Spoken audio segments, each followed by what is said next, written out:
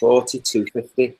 Yeah. Depending on the volume, I guess. So that's the initial outlay. The fact that to get the benefit back, you're going to have to order maybe, I don't know, 50 or 100 in one go to get it, to get the volume price down to that price.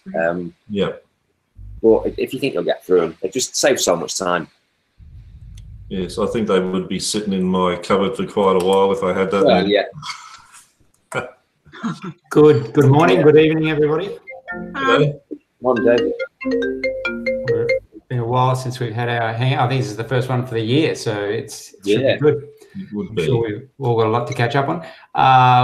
What I want to do in this particular one is focus on the method itself, the latest method. So if you've got questions in other areas, business or whatever, we can always do another hangout later, but we'll try and focus on this topic and answer any questions and just share any stories. Want to hear both sides, the good and the bad, and see what we can come up with, see if we've got anything to add or anything to subtract, or any ways that you're finding that it's working better than other ways, and so forth. There have been a few changes in the last day or so, the last few days, and that's some good feedback I got from Jay in the US. He's been really working it pretty hard, and there were some little areas where he was finding there were sticking points for students.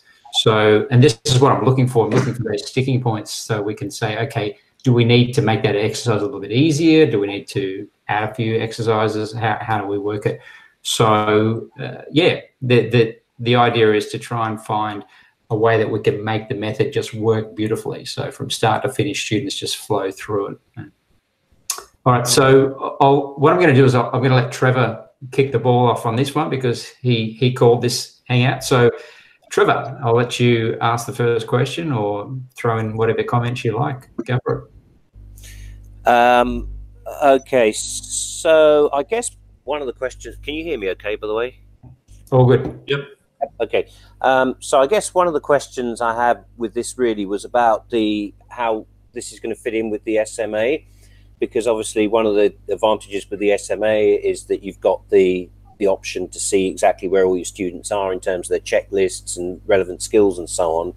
And on this, because everything's broken down into like, I think 150 different exercises and so on, I think particularly when you're employing a teacher and you want to maybe drop them into a group that they haven't taught before, I think maybe with this it's a bit more difficult to get an overview of where the students are.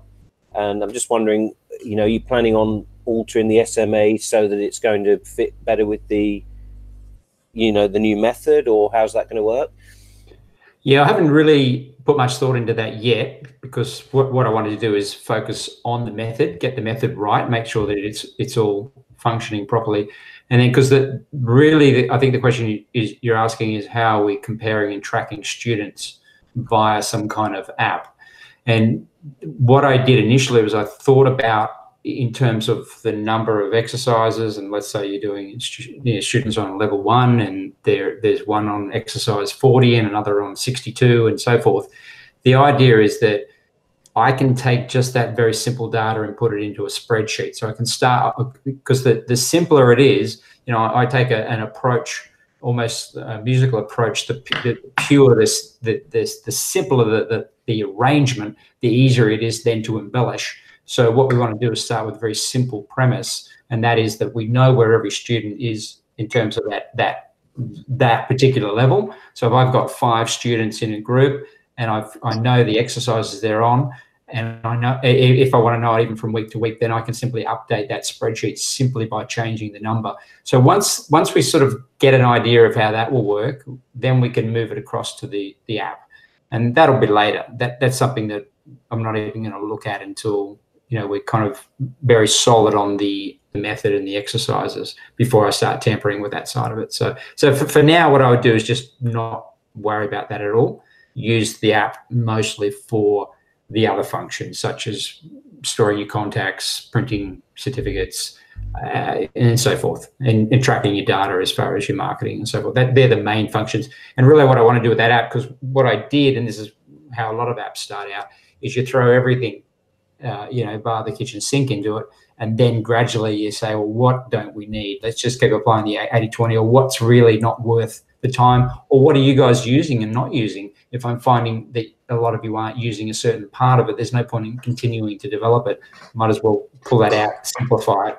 So that's really what I'm going to do at the next stage with the SMA when that comes up, is I will look at how you guys are using it. What I'm going to do, and I'm getting that information anyway, because each time one of you guys sends me a copy of a file, I can look at that, and I've got quite a few of them on my computer, so I can look at them and see what you're using and what you're not using. So that gives me some feedback on that. Does that answer the question on that one, Trevor? Yeah, I guess. Okay, so for now, the answer is don't worry about that side of it. And if you want to do something in terms of tracking your students, so let me throw a question to you. How have you been using it? What, the SMA, you mean? In terms of tracking student progress? Well, I think it's been useful in terms of grouping and just keeping an overview of where students are at, because obviously you can just pull up a group and you can see where everyone's at in terms of their different skill levels. So it's good just for getting a kind of overview of where the students are at, and sort of thinking in terms of grouping, I suppose. That's been one of the advantages of it. Okay, so for example, have you have a student who comes through the intro and you find that they're, say, not a junior 1 or not a senior 1, but they're actually at a senior 2 level? Are you looking to see where they are in terms of that first 5 weeks to see where you're going to group them, or are you talking about something different? I guess it's probably, yeah, in terms of sort of maybe if you've got a group and you're trying to keep track of where it is to see if maybe somebody's, you know, getting more advanced than the others, or there's somebody that's struggling. If there's like a big disparity in the group, it's sort of useful for that. And yeah, in terms of if you're dropping somebody new into one of the groups and you want to get a kind of overview of what's going to be a good group for them, it's kind of good just for that as well, I guess. Okay, all right. So the intro thing I'm sensing is not such a big deal, because most intro students are beginners, let's face it. 80% of them are beginners, so they're just going to go into the closest you've got as a junior 1, beginner class, or senior 1. So you'll put them in at that level. In terms of the students who may be progressing, getting away from the group, so to speak, and you want to know where to put them. So you're looking at other groups and saying, okay, which students? I think the way it is now is actually a lot more difficult than the new system, because the current system is that, how do you know? They've got certain skills ticked here and there, but how does that make a comparison? They might have sort of more boxes ticked on that thing, on the app. But what I would think would be a better reference is looking and saying, okay, this student is, say, doing senior level 2 and they're up to exercise 120. Let me see what other students are around that. So you've got all the students on one checklist, one spreadsheet, and you've got all of the S2s. You sort them into levels. So there's all your S2s. So let's say you've got 25 S2s, and then you have exactly what exercise they're up to. And then you sort that, and then you can see where the student is up to. And then you can look at the students that are next to them, either a little bit behind or a little bit ahead, and say, these guys, what group are they in? That's probably the best group, one of the groups that those students are in. Does that make sense? Yeah. Okay. So I think it's very easy now to do because of that. Whereas before, we're talking different skills. They're all over the place, where now it's a purely numbered. So there's really a progression. And I know it's because it can sometimes be hard to do this because you've been working on an old system, and that system, you kind of like mastered it. Now I've thrown a spanner in the works and given you a completely new way of looking at it. But really, the way to look at it is if you were to come in on this and look at it from having A and B, not having any experience in either, I think the new system you look at as being a lot simpler than the old system. I don't know if anyone disagrees with that, but what I see is purely numbered now from 1 to, say, 300, and where are you on that level, S1, X2, X3, etc. No. So, and that'll become easier as you get through it. All right. So, I I hope I've covered that. So what I'll do, because I want to try and get through as many questions as we can, and yeah, see what we can cover. So what I'll do is I'm just going to go left to right on my screen here. I don't know if you've got the same order, and just see if you've got a question. If you don't have a question, just say you don't have a question. So Sorry. Just interrupt there. Just trying to invite my teacher onto this one, and I've sent him the link for it, but he's getting a Google error message on that one. I sent a thing through in the group chat. I don't know if there's another way to invite him. Have you got his email address?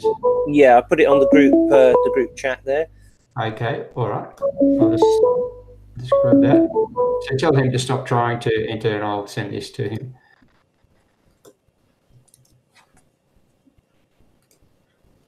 Okay, if that doesn't work, then there's something wrong with his system, that it's not talking to it for whatever reason. So, but okay, I've sent him the invite now, so hopefully he'll get that. Okay, so I'll start with Ben Al-Qaidi. Have you got any questions, Ben? Not yet. I'm still scrolling through because I don't know if you know, with the move recently, I've mostly been focusing on making sure we're ready. This is my last week of teaching at the old place. Okay, cool. All right, well, I'll come back to you on a bit at the end. Welcome, Andrew. How are you? Hey, I'm good, so how are you? Good, good. Sorry about all the confusion. No, that's okay. We got you in here. That's the main thing. We're just going. This is a Q&A session. I will just, because this is the first one you've joined, I'll point out the fact that don't say anything that would incriminate you in any way, because this gets recorded and other people will be watching. So anything whenever you comment, if you want to talk about students or whatever, try not to use names. Just say, I've got a student, blah, blah, blah. Okay. Cool. Okay, so Ben Messenger, have you got any questions? Yeah, the main one, David. Love the new layout. I think it's great. I was saying to the guys, I've just printed some booklets and they're looking pretty cool. A few little tweaks here and there, but I'm liking it so far.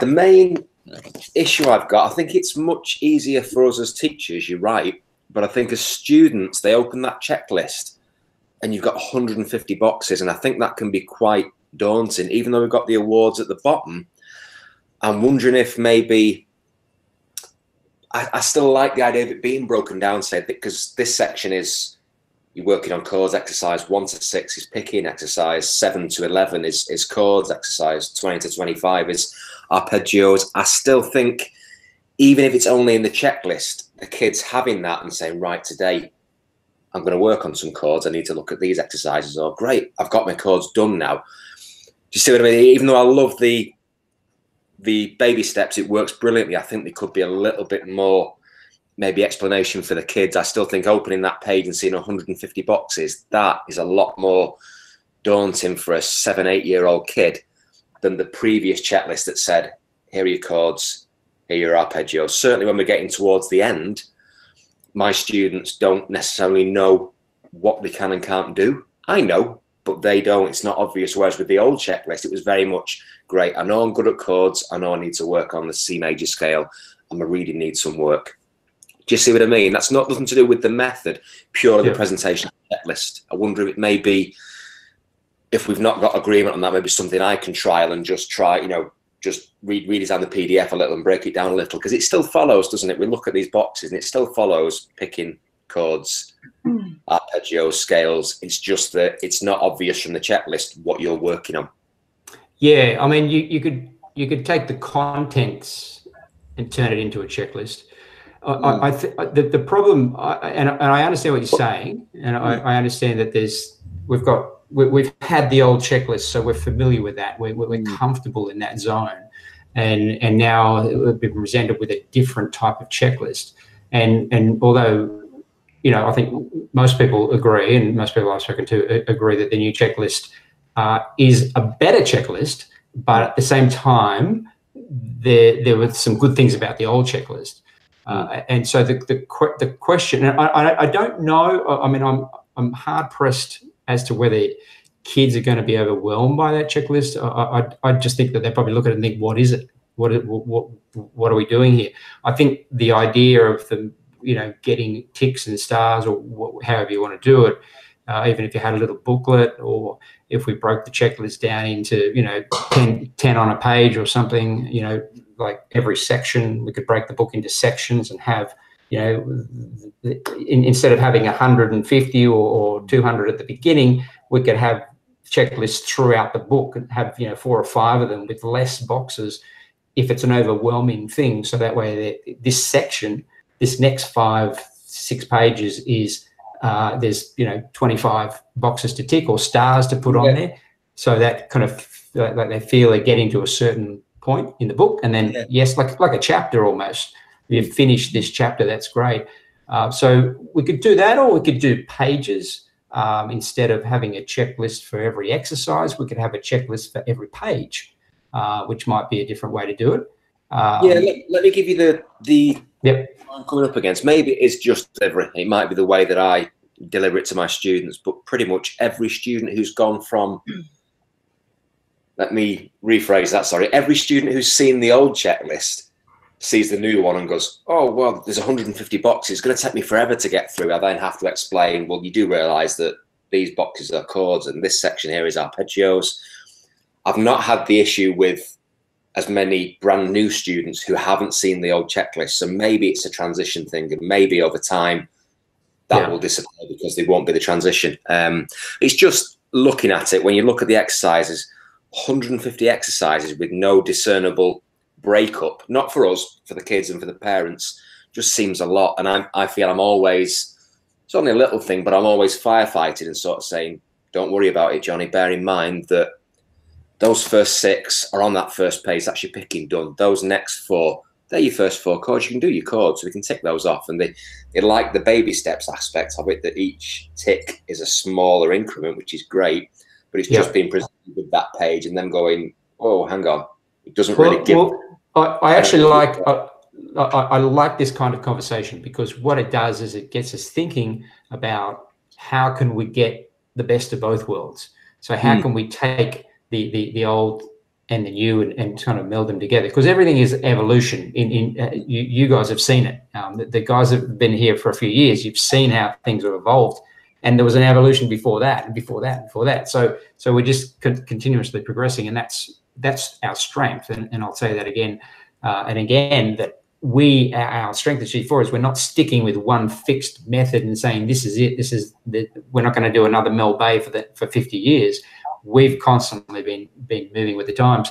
So I really like this, and I think that there's a lot of merit in what you're saying. And I think, one idea that comes to me is that if we want a smaller checklist, we could have the pages, so each page is ticked off. So once they finish the page, it does. Again, it's very clever the way you put it. It does correspond, doesn't it? One page is rhythm, one page is the E and F notes, one page is arpeggios, and by the time you get to the next page, you're onto a different exercise or a different skill. Which again, I guess that's the point, that we know it's different skills. Maybe it could be made more apparent to the kids that you do realize this is why we're going from page to page, because this page is this and the next page is this, and they can see maybe more of a progression than just knowing I've ticked 73 boxes so far. Well, I'll leave it there, because I think you get what I'm getting at. I'm not I totally understand, and I think it's great. It's more the presentation of the checklist that's maybe a small issue. Yeah, that's good, and it's food for thought. And what I'll do is, I think what I'll probably do once I've finished everything so far, I'll leave it as it is for now, just until I finish Senior 5, and then what I'll do is I'll take what you're saying and create maybe some alternative checklists, just so we can see, just with the ideas that I've got in my head at the moment. I'll happy if it's only me who's having the problem, I'll happily have a play with it, and maybe I can present it differently to my students and just see, does it take away that, oh God, there's 150 boxes, and if it does, I'll bring it back to you guys and say, listen, this has worked really well, or if it doesn't, no one wasted any of that time.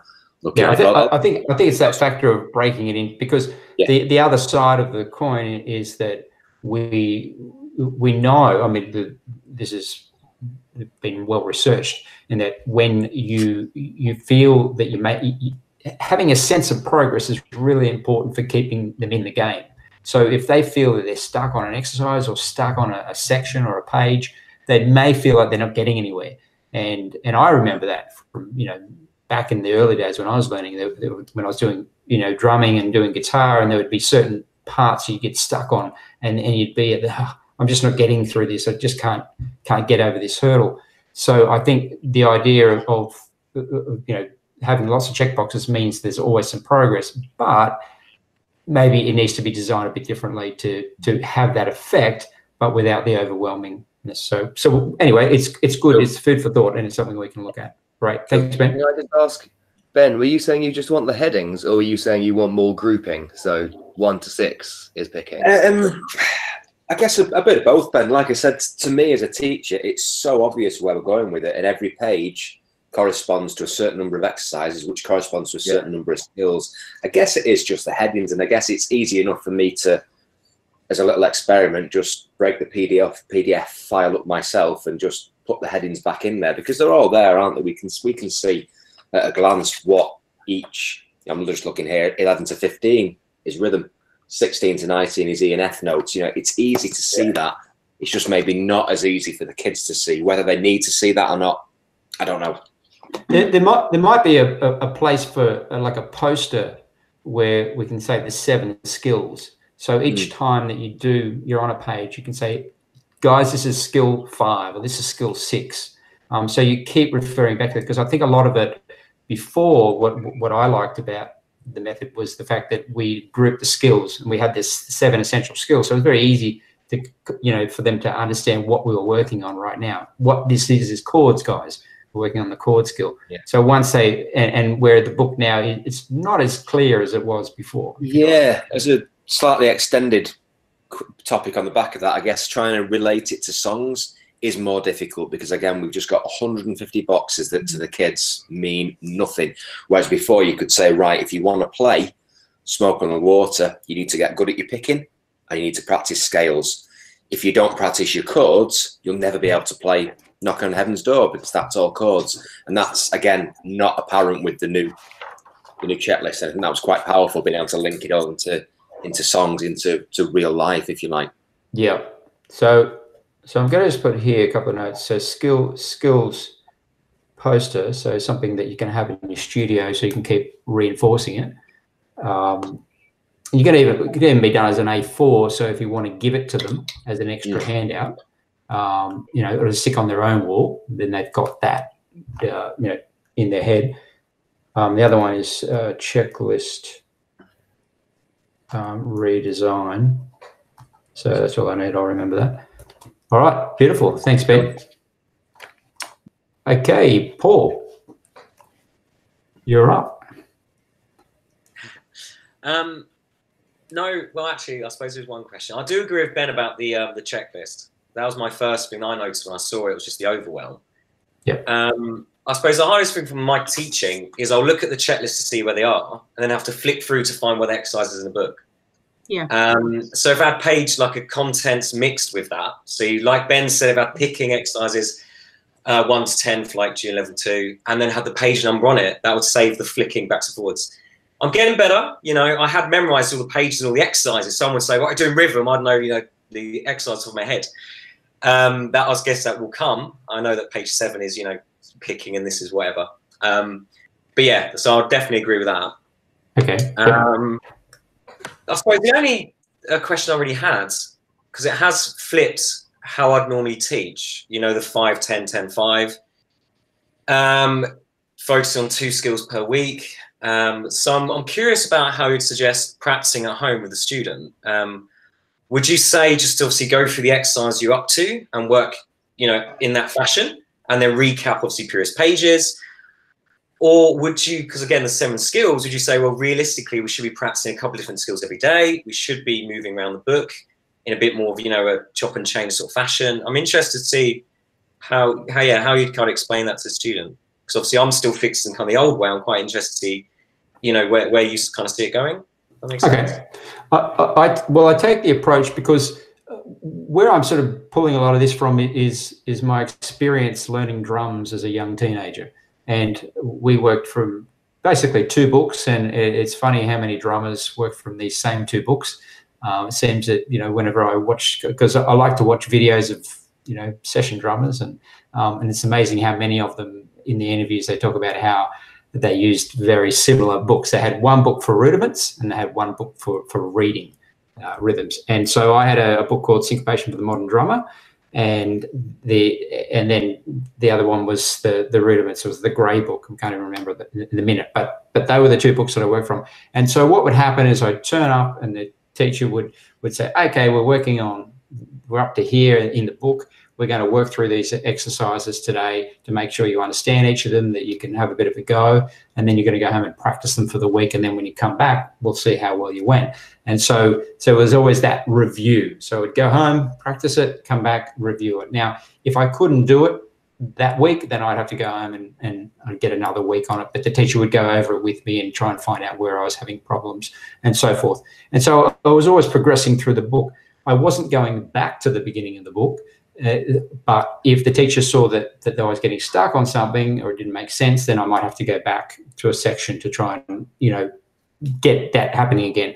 And that's kind of the idea with what we're doing. But we're trying to get their skills up to a certain level. So when they're learning particular chords, most of those chords are going to keep coming up again throughout the method. So it's not like they learn the G chord and they never learn it again, that it never comes up again. It will come up again and again. But there are going to be certain skills, of course, that are going to be learned, and then we're not going to see much of them in the future. But what I'm trying to do at the moment, I'm working on starting to work on senior level 4, is taking things that have been learnt. So saying, where we learned 3/4 and 6/8 time, is trying now, instead of just going through the rest of the method in 4/4, like every time there are exercises that have nothing to do with, say, timing, like rhythm, I actually put in 3/4 and 6/8 exercises. So they're reviewing those. They're having to do them on new exercises. And the same with rhythms. So incorporating triplets. Once they've learned triplets, incorporating those triplets. Once they've learned certain notes, incorporating those notes into future exercises. So taking what they're learning and putting it into future exercises as well. So there should be that. And if they're having trouble on a particular exercise, then that helps you to sort of identify, okay, what is it that you're having trouble with here? Okay, you're still not very good at the D note. You need to go back and work and keep practicing that particular exercise, keep doing that every day, and then come back and do this exercise each time. So you're getting that down. But I want to really point out that it's you've got to be very careful, and I'm sure you guys understand this, but I just want to make the point that you don't think of the G4 method as the be-all and end-all, that you don't actually give them anything else, that this is all we do, as if it's, sent from the gods, and this is your Bible. This is what we work, this is the basis to what we work. It gives us a system, and when I developed the method, I never had the intention of making it the be-all and end-all. The idea was the method was the structure. So I knew that students were progressing.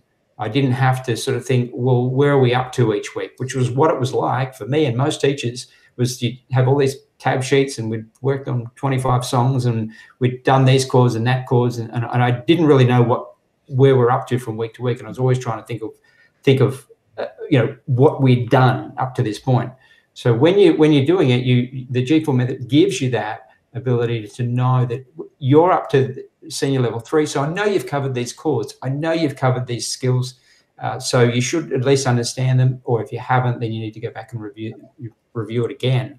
So, but that doesn't mean that you can't come up with other exercises that you're throwing in based on things that they've already learned, or taking elements that they've already learned and mixing them up into new exercises. So basically, think of the G4 guitar method as the schedule or the outline of what you're doing, and then you can fill it in with lots of color and extras. And where that color should come from, in my opinion, is taking bits and pieces from songs. Keep looking for relevant, cool bits and pieces of songs. And I do that all the time with my daughter, Mia. She's at the moment, she's into some Demi Lovato song. And so I've just taken her song and taken those notes and that she's singing and put them into the C scale, just transposed it into the C scale, so she can actually see those notes in the song.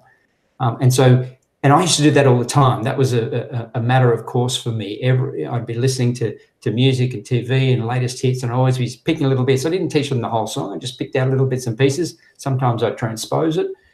Sometimes I would embellish it or simplify it. So the idea is that you're taking the G4 guitar method and you're spicing it up. you're giving it lots of extras to make sure that you don't get to senior level 3, because we don't want students who are getting to, you know, senior 2, senior 3, 4 or 5, whatever, and just knowing the G4 method and nothing else. We want them to have a broad understanding of music, but we just want to have that structure that's missing from you know, a lot of guitar teachers, if that makes sense. Yeah. Oh yeah. Yeah. That was, I think, the first thing that I noticed about G4 was what I loved about it was that kind of flexibility that I could bring into what I was already teaching. And as you know, the workshops and, you know, the website, the whole point of the website is to add in the extra stuff and make it more of an all-round place, you know, add on top of G4 the extra, like say, the source on top, if you like. That's the whole idea. Yeah, and in that respect, it's brilliant, isn't it? It works really well. It does, yeah. Yeah. And I find the only teachers who have sort of challenges or problems are the ones who are sort of working through the method without adding anything to it, and then they get kind of stuck, or the students get a bit bored, or it feels a bit routine. But you definitely need to spice it up, and yeah, if you do that, and that's where as a group we should work together as well. If one of you doing something, throw it up in the Facebook group and say, this is a little extra that I give to students. And what I plan to do as well, because, you know, I enjoy doing this more than anything, but once I've done the senior level 5, and I'm going to go back and work on the young beginners and the juniors again to sort of add some of the ideas that I put in, and that will keep happening. But I also want to then make extras that yeah, you guys can just use as you will. And that'll be anything from taking bits and pieces out of songs to ways of using scales, or ways of using those picking exercises in different exercises, different reading exercises, and so forth. Just so we're just building and building and building. It's a never-ending story. So yeah, beautiful. Thanks, Paul.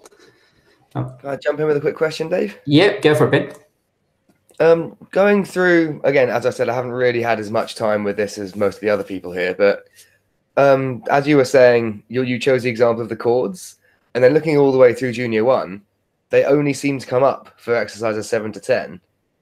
So I still feel like it's very much how the teacher has decided to teach that. Yep. And I'm not certain what they need to do looking at this to tick off the chords. And then saying that it comes up again, am I then to assume that most people are using the chords when practicing the rhythm exercises? Or do most people, when doing rhythm, do open strings or muted strums? In which case, where are the chords coming in? Are you asking some players to play the chords as backing for the other things? In the reading, for example, or the arpeggios? I get them to play chords the moment they can with the rhythms. As soon as they can play a C, then we start using a chord for rhythm. Because including changes? Hey? Including changes? If they're up to it. Yeah, if they're sort of ready to be changing chords, then I take great delight in making it as difficult as possible, depending on the group and the kids that are in there. But I sort of start off slow and build it up. I think we were doing one tonight where I had a drum beat and they were just playing just the single chords. Then they had to change chords, and then they had to go through all 5, and that sort of stopped them all with keeping up with the drum beat. Is that playing whole notes? Sorry? Is that playing whole notes, or just whichever beat they get to, or quarter notes? Yeah, so that was with whatever rhythm exercise we were doing. So that was out of the new method for Senior 1. So yeah, they were just sort of doing like 2 bars, changing the chord, then it'd be 4 chords. So it just makes them work. Otherwise, they just get, you know, lazy. And quite often, you know, they'll play the A minor to C to E minor, just in the order of the old method. And then, you know, you throw them, let's do it backwards, and they can't change to anything. So yeah, it's well, I suppose that's one of the good things I really like with this method is that, like you were saying, all the chords are in there and they keep getting used. because I noticed earlier on, sometimes I'd tick something off and then 2 months down the track, it'd be rightio, let's play this C chord. And I'd forgotten it all. Yeah. So because they hadn't done it, it's ticked off, finished, beauty, I don't need it. So then I have to untick it, or at least threaten. Yeah, I've had that, a bit of an issue with the younger kids when they kind of go, but we did that. Yeah, Why do I still the need to know ones. the alphabet forwards and backwards? Yeah.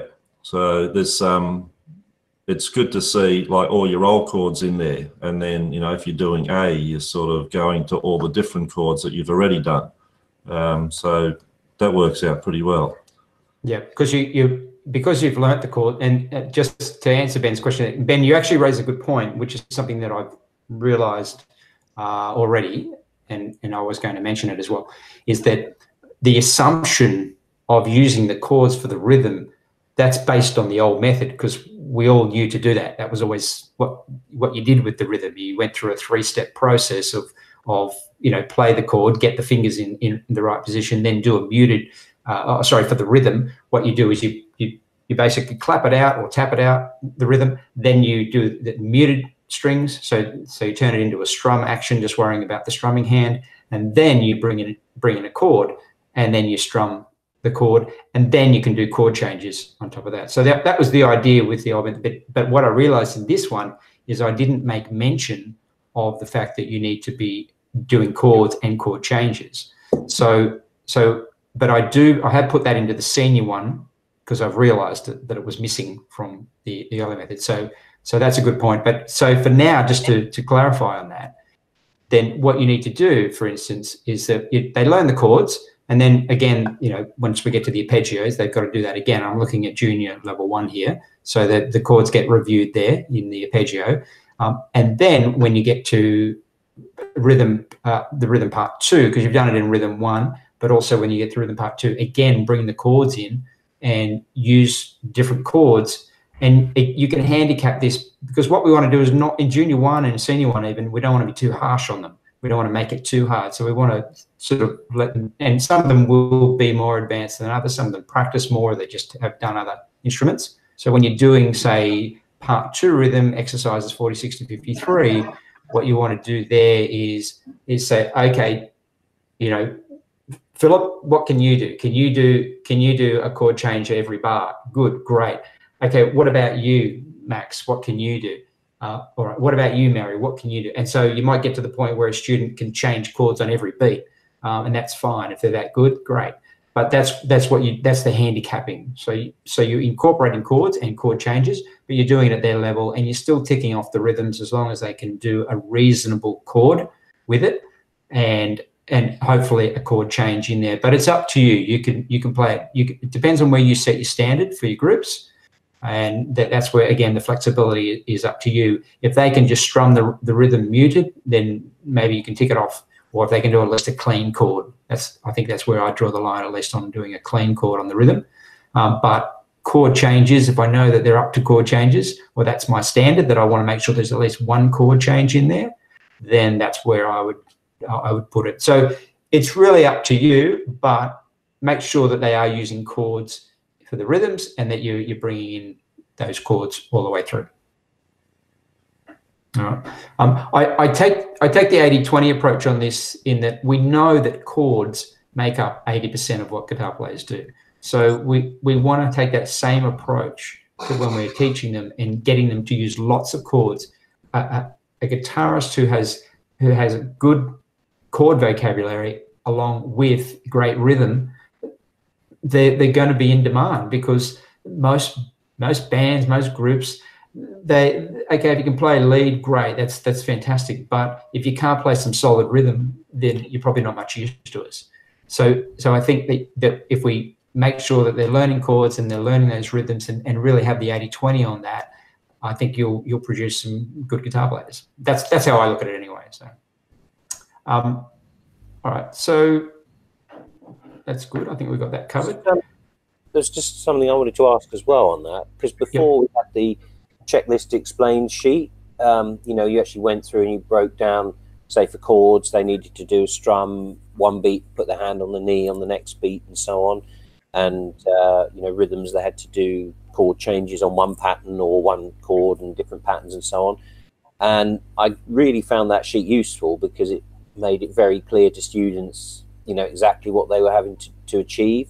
And one of the problems I think I'm having with the new method is I'm not 100% clear on what they've got to actually do, some of the skills to get ticked off on them.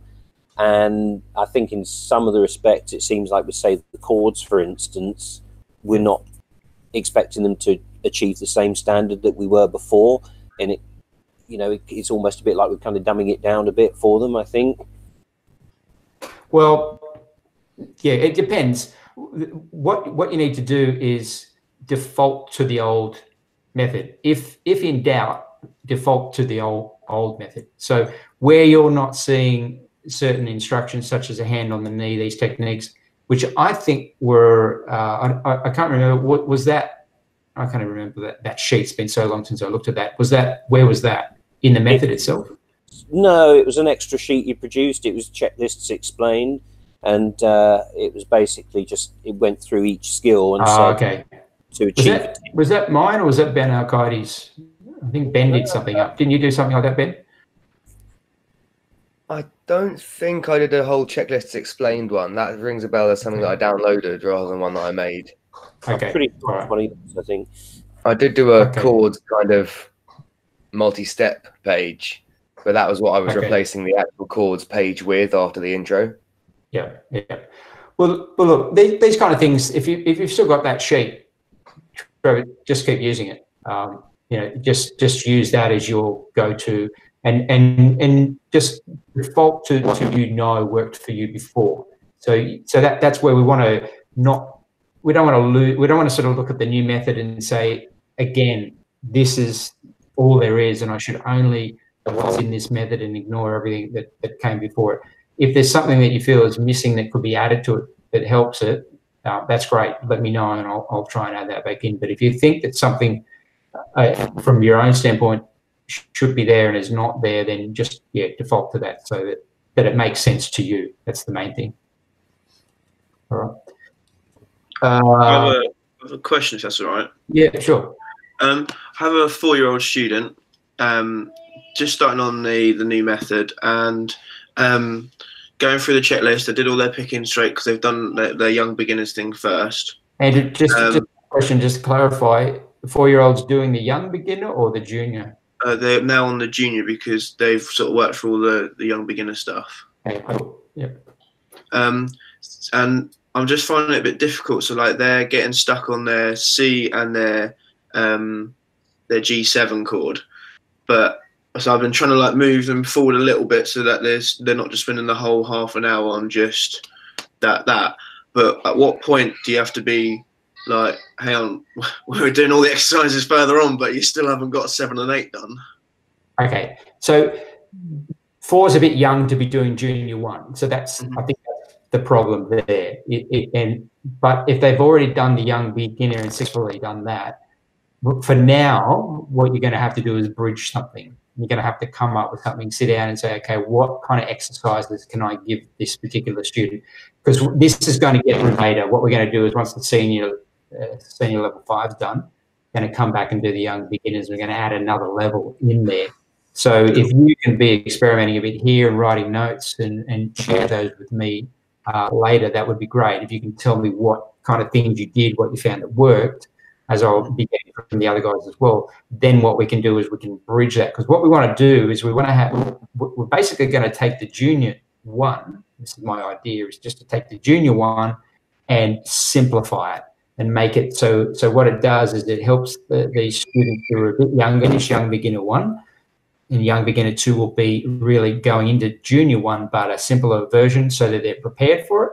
They already kind of know what's coming and they've got some preparation. So when they do start on junior 1, then they're already familiar with it. They're already halfway there, so to speak. So, yep. Go on. I was going to say something more, but you. I was then going to say, so for this particular 4-year-old, we had a group of 2 of them. One of them dropped out. So it's now 1-on-1, and I'm finding that quite difficult to to keep the lessons going, because she keeps turning around talking to her dad. Oh, I bought my new shoes this week, and it's like, how do you keep a 4-year-old interested when they still can't do their 2 chords? Yeah. Play games. Play games. Play games. Yeah. Yeah, I've had them marching around the room before, just to a beat. But really, the only thing at that age, I think, is that they enjoy coming, because they're not going to sit down and just nut out half an hour, practice every week, every day. They just have to enjoy it. And if you can make it fun, they'll keep coming back, and they'll progress probably very slowly.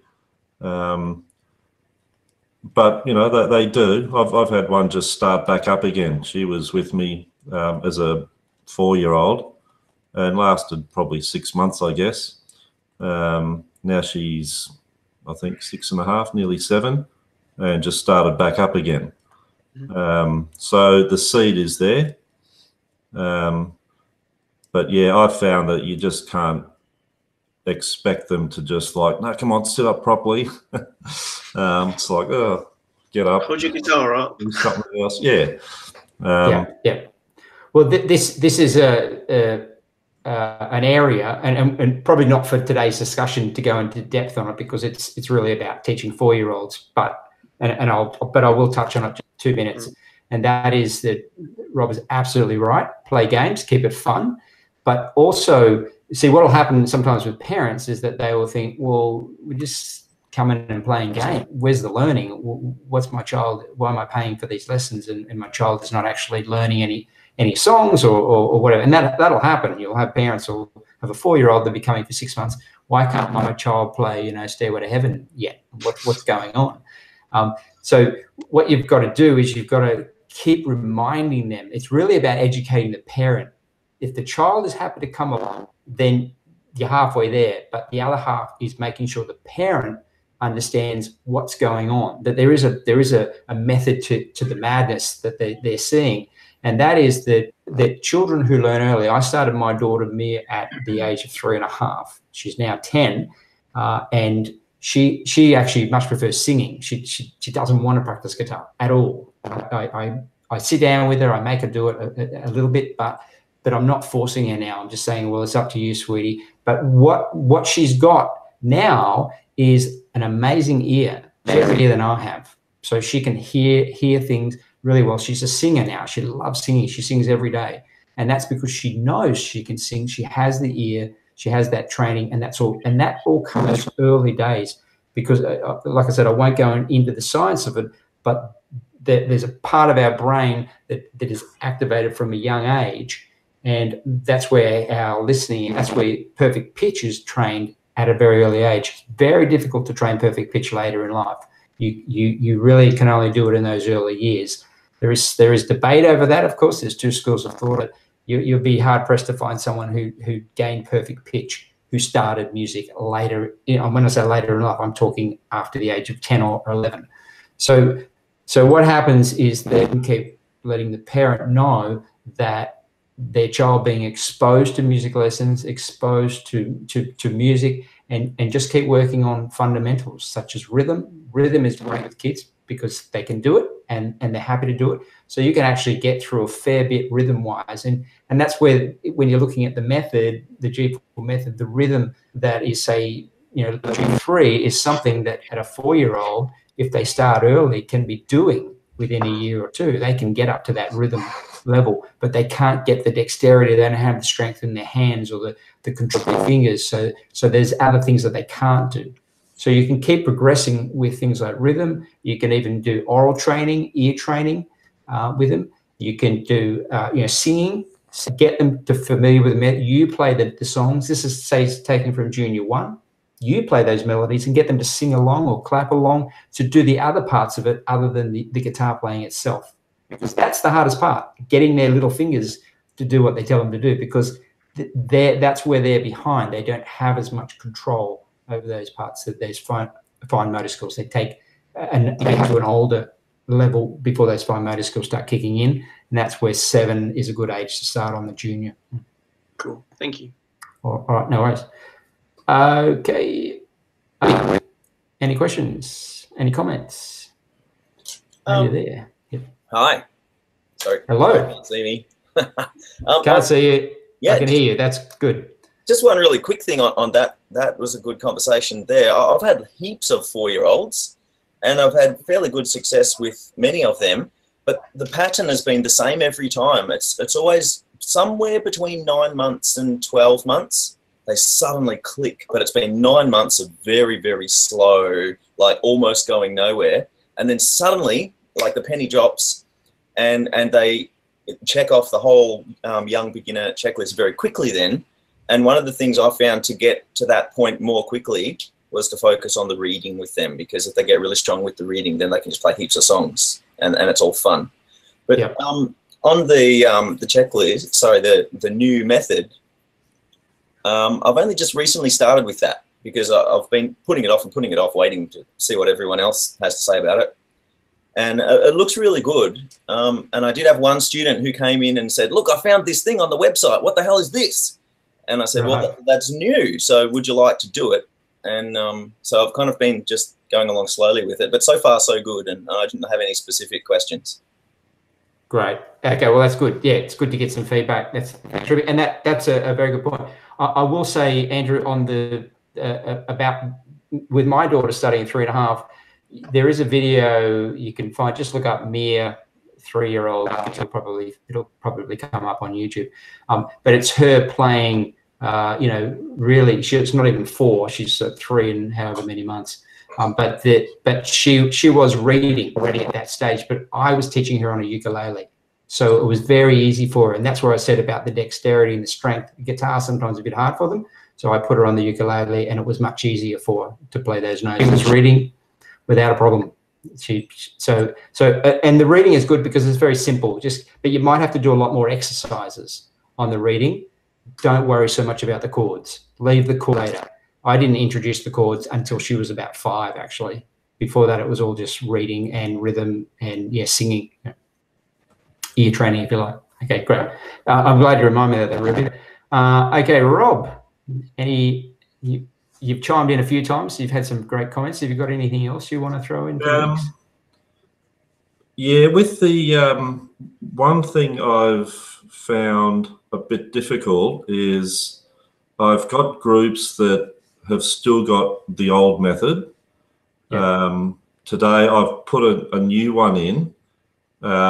They've all come up to sort of 13, because sometimes if I think they're ready to do senior, I might start them on that at say 12. So I've got 2 of them that are sort of halfway through senior 1, and I've put a new one in who's the same age, and 2 of them go to school together. He's on junior 2, nearly sort of halfway through that. Well, I thought, well, they're pretty similar. I know they can both sort of play, but I noticed that, yeah, the first 2 have got the old method, and I'm like, oh no, nothing's the same. Do this exercise. It's like, well, that's just not there. So, I mean, I could just give the other 2 the new method, because I actually think it's, a lot more in depth. It ties it in a lot more. When I first started, one of the things I had was teaching the skills, but making it relevant. As we've discussed, you know, it's all very well to, you know, play a C scale at, you know, 100 beats a minute, but it just means nothing. In a musical sense, it's like, well, you're never going to play a solo and do a C scale. What do you do with it? I found this one is a lot more, it brings it in more musically. I guess not so much the scales, but then by breaking it down, well, actually, that was another question I sort of had. For instance, with the scales, sometimes I've just taught the scale from, you know, the whole thing. You know, if they're switched on, it's not difficult to follow the tabs and play the whole scale. So I sort of bypassed all the other stuff. as in like the first 2 notes of it, then the second lot of 3 notes and that type of thing. But then looking through, I think Senior 2 the other day, I thought, this is really good for improvising, because that little, exercise 28 is the sort of thing that you would play and loop, and build it up and sort of move through. So I thought, this is actually a good way of learning to solo, or how you would use things in an improvising way and build up melodies, that sort of thing. Good point. But yeah, I guess still the biggest thing is mixing them up and like, what do you think? Would it be best just to bite the bullet and get 2 new folders for the old, like the 2 that are on the old one, and at least bring them all up to date? I would. I'd take them back to, wherever you think they are. If you think they're well in, skill-wise, they're well into level 2, then I would bring them back to start on level 2, go right back to the beginning of level 2 and get them to go through all those exercises. And you should fly through it quickly if they're competent. Well, they're still on level 1. The Okay. 2 with the old method are on level 1. Okay. But that's Senior. The new one is Junior 2. Junior 2. Okay. Yeah. Yeah. Well, if you're putting, but I've just given him the Senior 1 book last week. Yeah. They're all doing Senior, but they're 2 different methods, and they're just so different.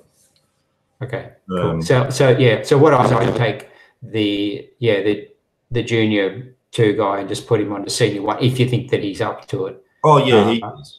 Yeah, he's definitely ready to be doing it. He can play all the 5 chords and change, that sort of thing. Great. Yeah, he's a bit undisciplined as far as, would you sit up properly? And, he's got the electric and he's just sitting down there. I know that one very well. Yeah. But he's, when he has to do something, he can, play it. What they played at the showcase, they did that rudimental song. Smoke on the Water. I've got to sing it and try and think of the name. But anyway, they played that all right. So he's sort of up to being able to do the Senior things. Okay. So just basically go through, because I think about 3/4 of their old checklist has been done. All right, good, good. Yeah, no, that's like the way to go. And look, I always say, as a last resort, do a one-on-one with a student just to assess them and fill in some gaps, because what you're trying to do is keep your groups working. And sometimes you need to take a student out. People will say to me sometimes, group lessons, they don't work, blah, blah, blah, blah, blah. And I know they do work. They work extremely well. But sometimes you have to do a one-on-one lesson just to go over something with a particular student. And if that keeps them coming and keeps them, on track, and because that's what you're trying to do. You're trying to build your groups, build the skills, build the confidence with each of your students. Because at the end of the day, our mission is to give these the best possible guitar learning experience so that they become confident guitar players. Yeah. And I've had to move a couple that have just moved away from the group, which is not necessarily bad. But out of this group that I replaced the new one with, I had a girl in that group, and she's just plays completely different, and she's progressing a lot quicker. She's a little bit older, about a year. Yeah. And it was like, I'm just holding her back.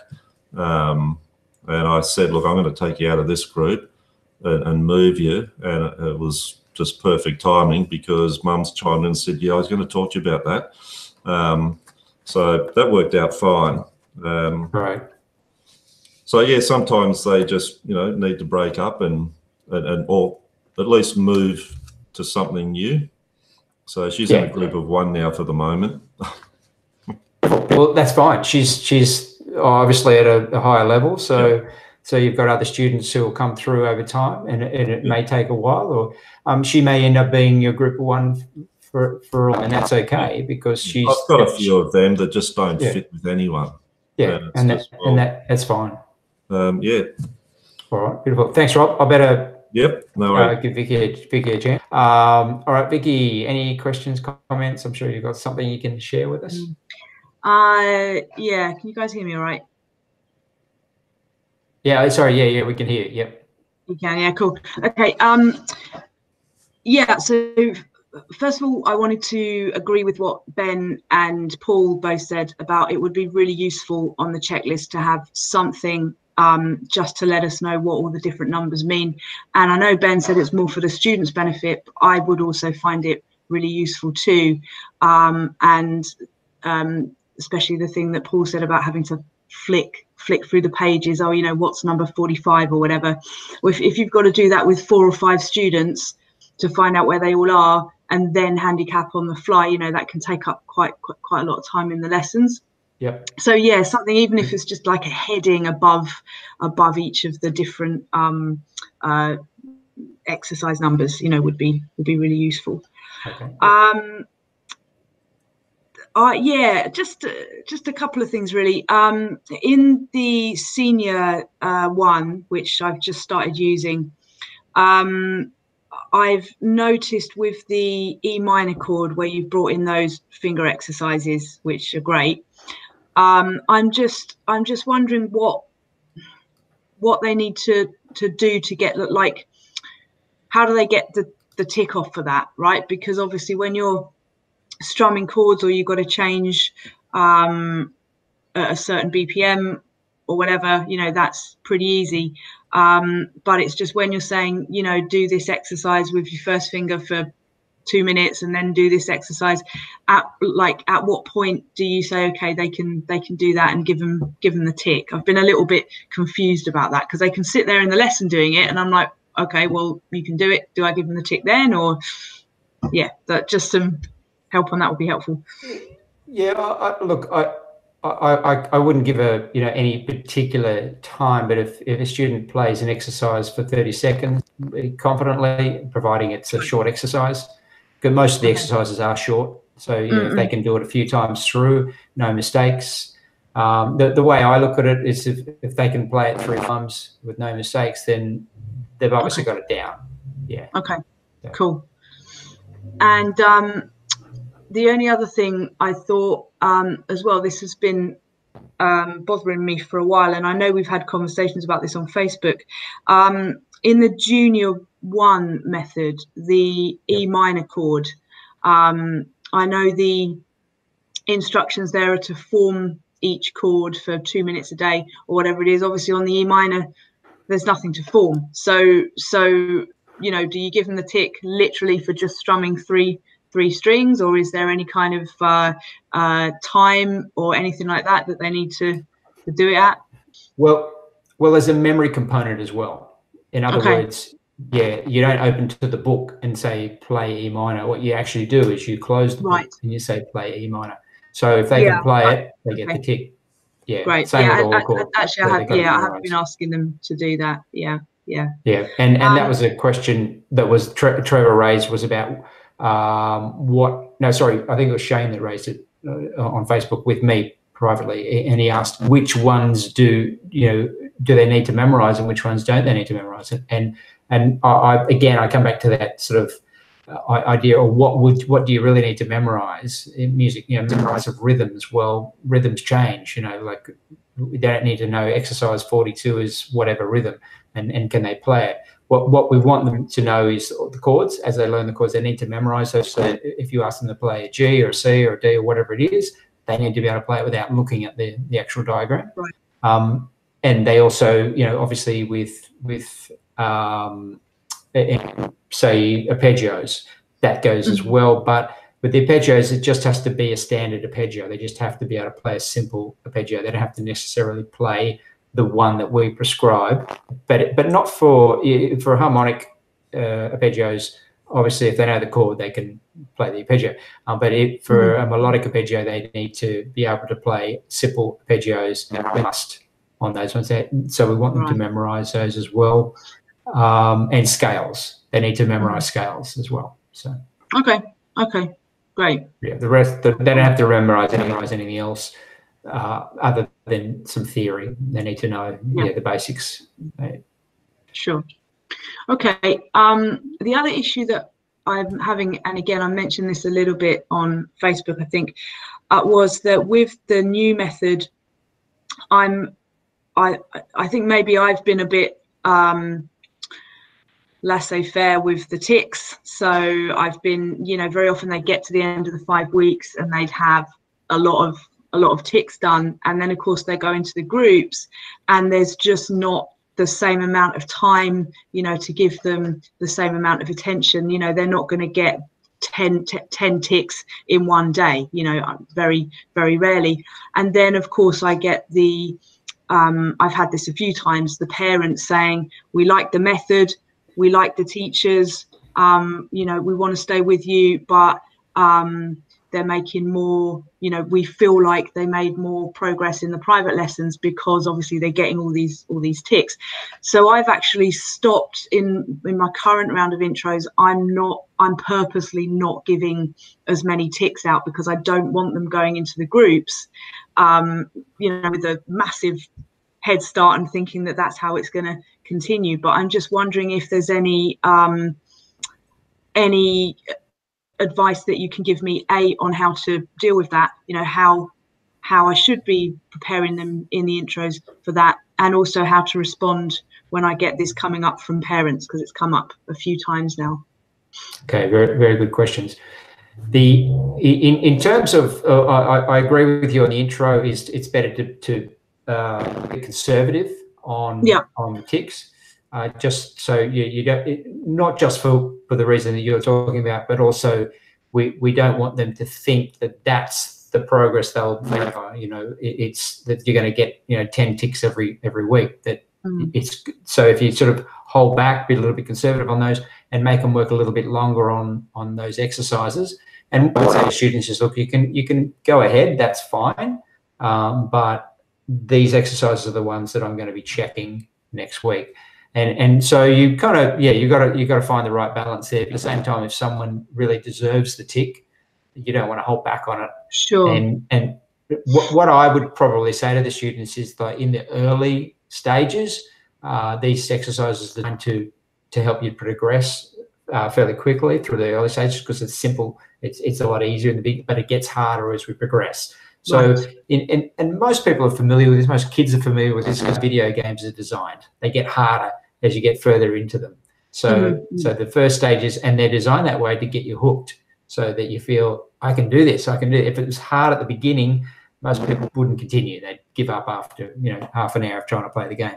So that it's that game theory that we're using, and you can even tell that to parents. You can say that the idea here, what you want to do is you really want to push the benefits of the group, because a lot of parents are focused on this idea that private lessons are better because it just seems logical. It seems that if you, teacher, and my child are with you, and that's all there is, then logically they should get more time for their money, right? More value out of each lesson. But the actual research doesn't do that to be the case, and you can see this in many areas. And there was a research done by Princeton in the US, and they actually found that groups did better than one-on-one. So, and the reason there are several reasons that they stated, but as an example is that when you're learning in a small group, there's a competitive nature about us. We want to keep up. So even though you might think the group is holding you back and your child might do better in a one-on-one scenario, what's more likely to happen is when they're in that one-on-one scenario, they think I can just move at my own pace. Whereas a group has a certain pace dynamic about it. And parents get that. They do understand that because they know when their child plays on a football team or whatever, they work harder than they would if they take them around to kick the ball in the park by themselves. Kids love games and kids are competitive. Just the very nature of it's not just not just humans, you look at it through the animal kingdom, you'll see this competitiveness within the younger, you know, the young of most species will have this competitiveness. You see little puppies fighting, you see cats, you know, all this sort of competitiveness going on. It's part of the way that we're designed. So with children, when going through this, and a lot of parents have this thing about, oh, competitive, we don't want competitive. That's a bad word. Well, no, it's life. It's everywhere. You can try and ignore it, but it's a fact, life. What you need to do is understand it and not allow it to become. And that's what the teacher knows how to use that in a positive way. That we're all this together. The way that I use it in a positive way, and the way that I talk to parents, and this is again another advantage of group, is that I talk about it working as a team. I work every group as a team. You guys are working together, and I said, you know, do all sorts of scenarios like it's going to be great when you guys can all play a song together. You know, keep using that together word, and you know, we need you guys to get and do things like I had it like a waiting room, and so I would say, Jack, you know, Mary she's only joined the group recently. There's a few things that she needs help with. Can you go over this particular scale with her in the waiting room after the lesson? Because I know you know your mum doesn't always turn up or whatever. You know, can you guys go there for 10 minutes and just go over it again with her? Yeah, sure. And Jack likes that because it makes him feel special. It makes him feel important. And Mary is getting a bit of extra tuition, also a bonding going on.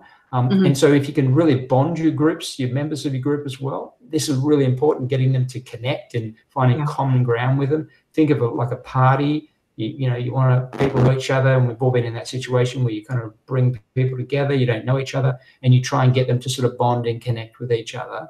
And that way they feel more attached to the group. So you're trying to really cancel out the reasons for them to want private and more to one group. And I've had that scenario where I had a parent say to me, I really think Johnny will do better in lessons. And then Johnny will turn around, no, Mum, I want to stay in the group. I love the group. I want to be in the group, you know, because Johnny's made a friend or two in the group, so doesn't want to part with the friends. Yeah. Cool. Right. So one other point that I'll make there, and you probably know this as well, but that is that I say to parents that in the short term, the progress, that's great. You know, the book guitar method covers that, and your child will make really good progress. There's no problem there. And maybe in a private situation, if they're really motivated and they may do better, I can't say. You have to experiment to know, because every child's different. But what I can tell you is that we know from experience that children learning groups are a lot less likely to drop out. When I taught privately, use this example, when I taught privately, I found students dropped out more often.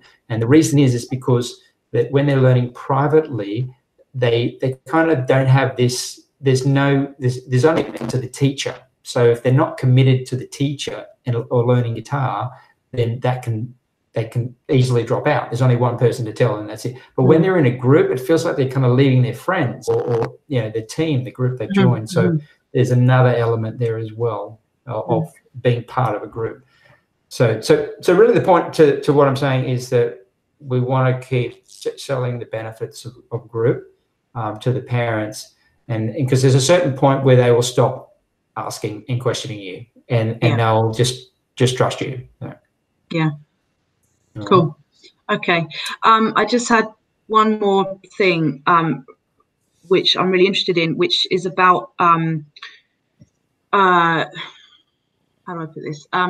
When you've got two students on different exercise numbers and you want to do the two exercises together. So say one is doing scales and one is doing arpeggios and one is doing chords and one is doing reading. I really like this idea of being able to you know, do all of them together rather than just say, right, okay, this person's doing this, so everyone's going to do a version of it. And again, I think that will be a much better way of being able to kind of have the best of both worlds, right? This is the group, but everyone gets to work on what they're working on.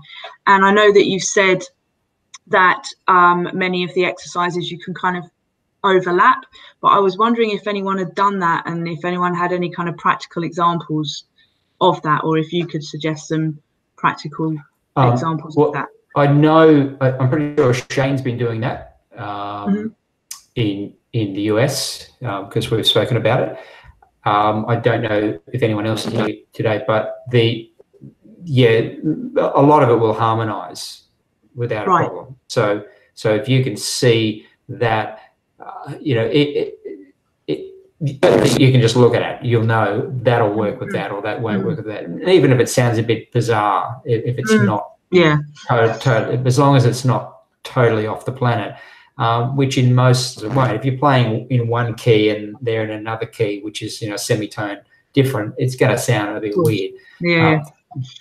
But apart from that, a lot of it will probably sound okay.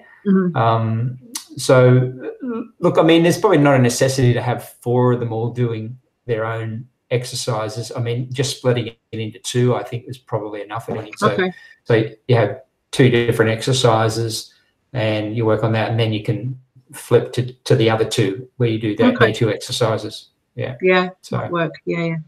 And I think like most things, you'll probably get better at it. You know, it's like when you first played guitar, it was you flat out playing very simple stuff, but as you get better, you can get more complex, and that's the same as with teaching. You can juggle more balls as you get the experience. Cool. Thank you. All right. Thank you. Any other questions? Andrew, did you have any questions you wanted to ask before we finish up? Andrew there, he's on mute. No. No, I don't really have any other questions, really. I think I found the old method really easy to teach. I think just getting used to the new one is quite a curve. I think for all the reasons that people have said, I think when you say, we're going to do exercise 18 to everyone, they're all like scrolling through the book. Whereas when you say, we're going to do chords, we're going to do our C chord, or we're going to do C major, arpeggios, and A minor, and we're just going to have a C and A minor week. Everyone knows what they're doing. And sometimes you can tie in like chords really well with arpeggios in a week, and have reading and rhythm, and have those sort of really nice structure of weeks. But I feel like on the new one, it's not that easy to get that sort of structure and flow. That might just be because I'm not that aware of all the exercises yet, though. You're playing new songs. You know the old song really well, but now you've been asked to learn a whole new song or a whole new repertoire, and so it'll take a little while to learn the repertoire. But once you've got it down, you'll probably, you know, instantly know every exercise that's in there, and that's what I suggest, because there's no plans to change what we've done here for a long time. We'll do tweaks, but we're not going to overhaul like this one. But the idea that I would sit down and I would memorize every single thing like it's a repertoire, so that you know every tune, every rhythm, every exercise better than any student that could ever know it. So once you've got that, then you should be right. But one thing that I will say that might help on this point is that group teaching, I think ideally what you want to do is where that you are using the book, so to speak. So you're not asking each of the students to flip to a particular page in the lesson, but where you actually have a big screen and then you can just call it up. And if you have everything laid out, you'll know instantly where to go to. Like you could say to me right now, because I've got it all sorted here, you could say, you know, pick a junior level or a senior, say senior level 2, exercise 46, whatever, then I can just scroll through here and bang, and there I am. I'm at it. It's a rhythm exercise. All right. So I've got it up on screen. Let's go, guys. Bang, and I can just do that. So it's everything you needs there. Bang, it's up on the screen. They're not flicking through the books. They're just sitting there waiting for you to bring up the screen. All right. And you can even do that in advance while they're doing the last exercise. You can be bringing up the next slide that you're gonna use. I think the other thing that I've done quite a bit of private teaching before. One thing I found is I want to make guitarists not just checklist warriors. Like that was a term that even came out from one of our students. That was one thing I really wanted to address, like straight away. Is like that's not what I'm here for. How would you? say, obviously to incorporate different material. So like, been doing a lot of transcribing and giving people different things that if I get added into the Facebook group, more than happy to share on there, because I've done loads of different arrangements and stuff. But how do you combat that when students say that? So they're saying to you that they don't want to be just checking off boxes, they want to be learning songs? Is that not always songs. Sometimes they're just saying, I just feel like I'm just learning this, and someone says, what can you play? And I'm like, they then say, I can do a D arpeggio. And so whenever I've come across that, I've just put backing tracks on and said, well, you can use this, and like you can solo with this, and trying to make it a bit more applicable. But is there any other? Because the main one is chords. Normally they go C, and it's like, oh, don't do that. So yeah, I think it's really important to keep making everything that you're teaching relevant. And so when you teach a D, you don't want to just teach a D chord and say this is a D chord. What you want to do is you want to play a couple of tunes that use the D chord, show them how it works, and in real songs, and that way they will get it. You know, and even if you have a couple of songs you can suggest that they listen to on YouTube that use a particular chord, or you know, one of the things I used to do was go to the song list and pick out the songs. And then I would listen to those songs if I didn't know them, and then I would pick out a few of the chords in there and say, "Hey guys, this particular song that you've written on your thing is using that particular chord, or it's not using it in that position, but if we stick the capo on, then we can play it up here, and it's the same. It's still the D chord, but it's capoed on the 3rd fret, so to speak. It's the D shape." Because you know, look, there's not that much to most pop songs. There's not that much variation. We're using a handful of chords, we're using a handful of scales and rhythms. So it's very easy to relate most songs to what we're teaching them. And it doesn't take much to do that. And that's really, to me, is the spice of it. The G-Fix is the structure and the skills. This is the stuff you need to learn. This is what music is built on. These are the foundations of it. But you know, as a teacher, you need to then make that come together and show them how it works. So again, that's experience. Yeah. All right.